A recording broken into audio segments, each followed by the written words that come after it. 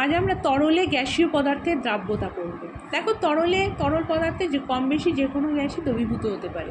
যেমন জলের মধ্যে যেমন অক্সিজেন, কার্বন ডাইঅক্সাইড এইগুলো দ্রবীভূত অবস্থায় আছে, সেই জন্যই ওই ডিজলভড অক্সিজেনের সাহায্যে জলজ প্রাণীরা তাদের শ্বাসকার্য চালাতে পারে, বা জলজ যে সমস্ত উদ্ভিদ রয়েছে ডিজলভড কার্বন ডাইঅক্সাইডের সাহায্যে তারা তাদের সালোকসংশ্লেষ প্রক্রিয়ায় খাদ্য উৎপাদন করতে পারে।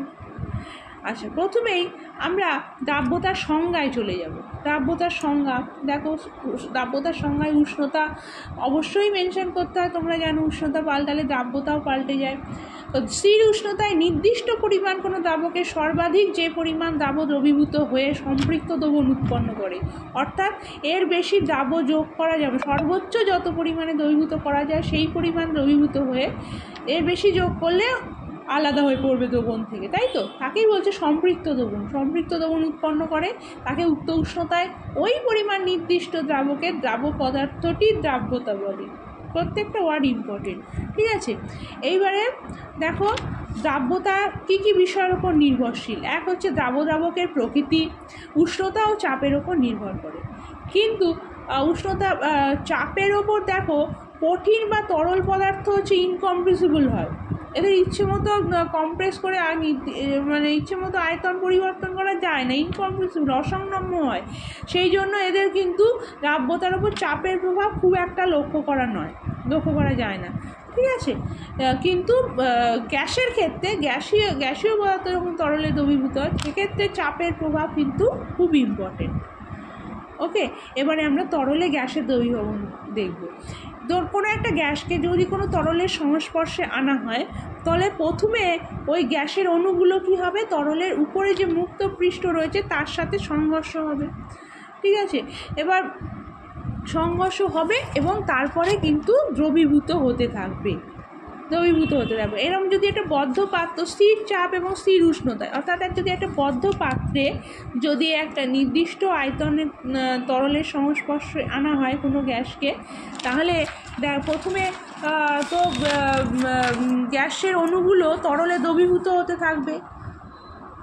প্যারালালি কী হবে, ওই গ্যাসীয় অণুগুলো আবার তরল স্টেট ছেড়ে লিকুইড স্টেট ত্যাগ করে আবার গ্যাসীয় অবস্থাতেও গমন করবে। প্যারালালি দুটো ঘটনা কিন্তু সাইমালটেনিয়াসলি ঘটতে থাকবে, ঠিক আছে?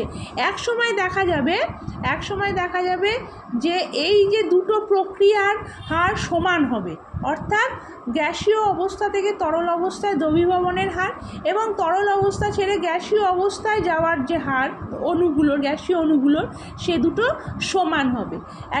এটাকে বলছে ডাইনামিক ইকুইলিব্রিয়াম, একটা গতিশীল সাম্যাবস্থা তৈরি হবে। এটাকে বলছে ডাইনামিক ইকুইলিব্রিয়াম বা গতিশীল সাম্যাবস্থা। আচ্ছা, কখন সেটা হবে? যখন এই দ্রবণটা সম্পৃক্ত হবে, অর্থাৎ এই অবস্থায় তরলে দ্রবীভূত গ্যাসের যে দ্রবণ পাওয়া যায় তা হলো ওই তরলে উক্ত গ্যাসের সম্পৃক্ত দ্রবণ। যেই অবস্থায় ওই দুটো প্রসেসের হার কিন্তু রেট সমান হচ্ছে, ঠিক আছে? তখন উৎপন্ন দ্রবণে দ্রবীভূত গ্যাসের গাঢ়ত্ব হলো উক্ত গ্যাসের দ্রাব্যতা। ওকে, এইবারে দেখো তরলে গ্যাসের দ্রাব্যতার কি কি বিষয়ের ওপর নির্ভর করে। প্রথমত তো বলা হয়েছিল, দেখো, তরল এবং গ্যাসের প্রকৃতি। 1 নম্বর পয়েন্ট দেখো, যেই সমস্ত গ্যাসগুলোকে সহজে তরলায়িত করা যায় না, এগুলো অতটা কম্প্রেসিবল নয়, যে সহজে তরলায়িত করা যায় না, যেমন হাইড্রোজেন, হিলিয়াম, নাইট্রোজেন, অক্সিজেন, এইগুলো কেন সহজে তরলায়িত করা যায় না, তরলে পরিণত করা যায় না? কারণ এদের আন্তরাণবিক অণুগুলোর মধ্যে আকর্ষণ বল খুবই দুর্বল হয়। অণুগুলোর মধ্যে আকর্ষণ বল, গ্যাসীয় অণুগুলো নিজেদের মধ্যে আকর্ষণ বল দুর্বল হওয়ার পাশাপাশি তরলের অণুর প্রতি আকর্ষণ বল এদের দুর্বল হয়, ফলে এদের দ্রবীভবনের মাত্রা কম হয়, দ্রাব্যতাও কম হয়, ঠিক আছে?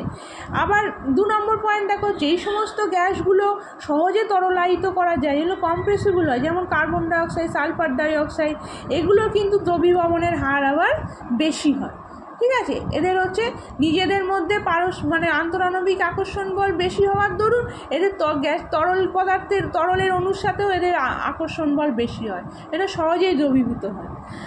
3 নম্বর পয়েন্ট দেখো, যেই সমস্ত অণুগুলো সহজে আয়নিত হয়, গ্যাসীয় অণুগুলো তরলে দিলে এরা আয়নিত হয়ে পড়ে। যেমন আমরা জানি হাইড্রোজেন ক্লোরাইড গ্যাস জলে দ্রবীভূত হয়, জলে দ্রবীভূত হয়ে H+Cl- আয়ন দেয়। এই সমস্ত কিন্তু হাইড্রোজেন ক্লোরাইড গ্যাস কিন্তু অতিমাত্রায় দ্রাব্য জলে, ঠিক আছে। বা অ্যামোনিয়া তোমরা জানো 1 সিসি জলে 1300 সিসি অ্যামোনিয়া দ্রবীভূত হতে পারে, ঠিক আছে। কিন্তু জলে দ্রবীভবনের মাত্রা বেশি অ্যামোনিয়া, কিন্তু বেনজিন ক্লোরোফর্মে আবার কম, ঠিক আছে। তাহলে জলের তোমার তরলের প্রকৃতির ওপর যেমন নির্ভর করছে দ্রাব্যতা, তেমনি তোমার গ্যাসীয় পদার্থটা কি তার প্রকৃতি তার ওপরেও নির্ভর করছে। ওকে, এই সমস্ত ব্যাপারগুলো। তাহলে কি প্রথম পয়েন্ট আমরা কি জানলাম, তরল ও গ্যাসের প্রকৃতির ওপর নির্ভর করে দ্রাব্যতা। সেকেন্ড পয়েন্ট হচ্ছে উষ্ণতার প্রভাব। দেখো, কোনো তরলে যখন কোনো গ্যাসীয় পদার্থ দ্রবীভূত হয়, এটা কিন্তু একটা এক্সোথার্মিক প্রসেস, অর্থাৎ তাপদায়ী প্রক্রিয়া, তাপ উৎপন্ন হয় এই প্রক্রিয়ায়। তাহলে আমরা যদি বাইরে থেকে আরও উষ্ণতা বাড়াই, তাহলে সিস্টেমের উষ্ণতা যদি বৃদ্ধি করে তাহলে লাস্ট অ্যাটলিয়ার প্রিন্সিপাল অনুযায়ী কী হবে, যেদিকে গেলে এই ইকুইলিব্রিয়ামে যেদিকে গেলে আমার উষ্ণতা কমবে সেদিকে যাবে। ফরওয়ার্ড প্রসেসে উষ্ণতা যদি বৃদ্ধি পায়, তাহলে ব্যাকওয়ার্ড প্রসেসে তোমার উষ্ণতা কমবে, তাহলে সেই দিকে যাবে, অর্থাৎ ব্যাকওয়ার্ড প্রসেসের হার বাড়বে, অর্থাৎ তরলে দ্রাব্যতা, গ্যাসের দ্রাব্যতা কিন্তু কমবে, গ্যাস তরল আলাদা হয়ে পড়বে, অর্থাৎ দ্রাব্যতা কমবে, ঠিক আছে। এই জন্য দেখবে সাধারণ অবস্থায় যদি কিছু বায়ু দ্রবীভূত থাকে জলের মধ্যে, এবার যখন আমরা জলকে ফোটাই বুদবুদ বেরোতে শুরু করে, কেন? ওই দ্রবীভূত বায়ুটা বুদবুদ আকারে বেরিয়ে যায়, ঠিক আছে। তাহলে কি জানলাম, যে উষ্ণতা বাড়ালে এই কারণে কিন্তু তরলে গ্যাসের দ্রাব্যতা হ্রাস পায়।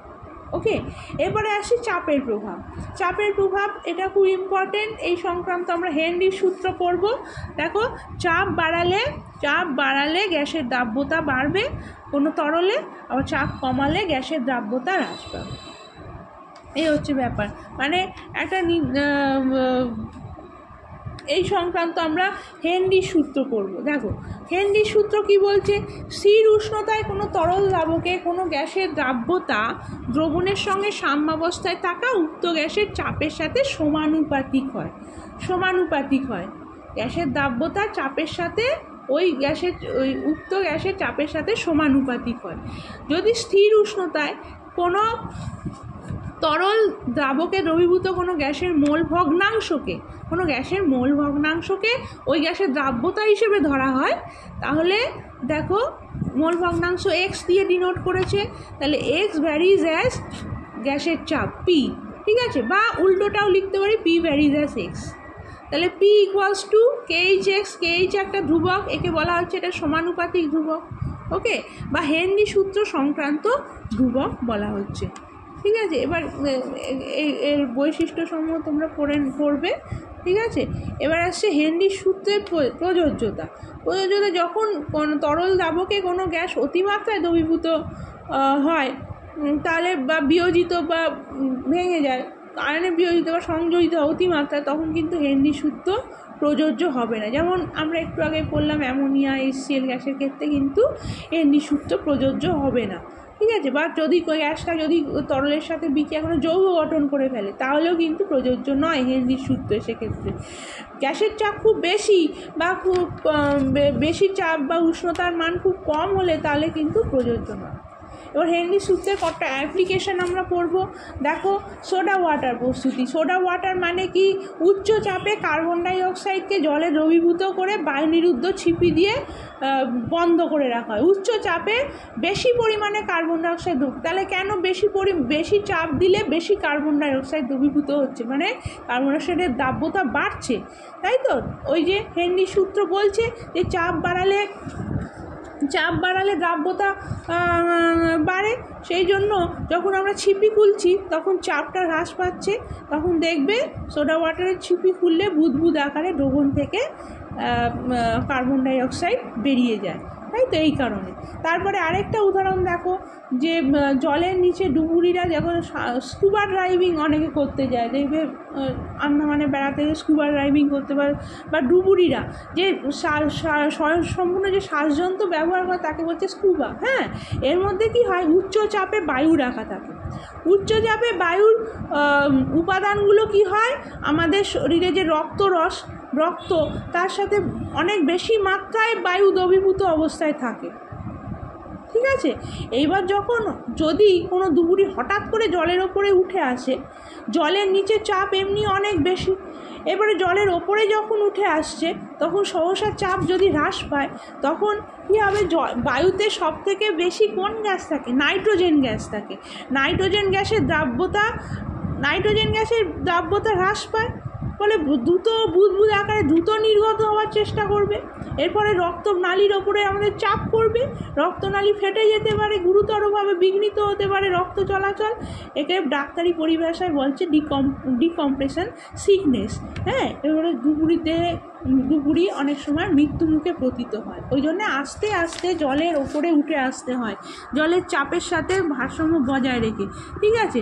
জলের নিচে চাপ অনেক বেশি থাকে, আর ওপরে যত ওপরে উঠবে তোমরা জানো জলের চাপ তত কম, ঠিক আছে। বর্তমানে স্বয়ংক্রিয় শ্বাসযন্ত্রের পরিবর্তে বায়ুর পরিবর্তে 20% O2 আর 80% হিলিয়াম গ্যাস ব্যবহার করা হয়, ঠিক আছে। কারণ রক্তে নাইট্রোজেনের তুলনায় হিলিয়াম গ্যাসের দ্রাব্যতা অনেক কম।